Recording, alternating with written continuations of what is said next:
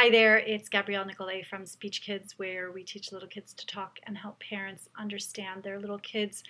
And we're going to be talking for the next little bit about your kids' team and your team, because sometimes we have a child who needs some services, who's struggling, and it can be a challenge to know exactly what it is that they need. And so, if you haven't already, take a look at the video series on what is a speech therapist and what do they do. Because I think of speech therapy as kind of like the gateway drug to early intervention. Many times, childhood difficulties present as speech or language issues. The other way they present is as behavior issues, right? And we know, if you've been watching these videos long enough, you know behavior is communication. And so then you go see a speech therapist, right, who helps your child learn to communicate, and helps you learn to communicate better with your child. But sometimes you need some more people. And so, and sometimes you need, and this is what this video will be about, and there's going to be an adjoining interview that you can watch.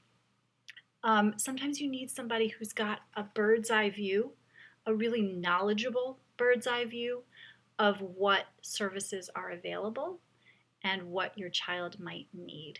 And so that can be called a case manager or a care coordinator.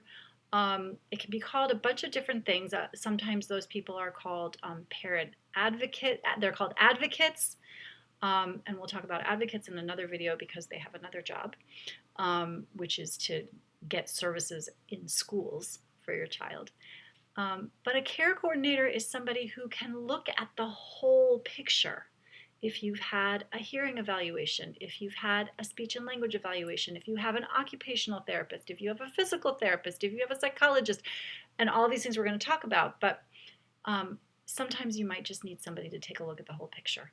And so I hope you will check out the video interview that I recorded with Sarah Wayland, who is just such a person.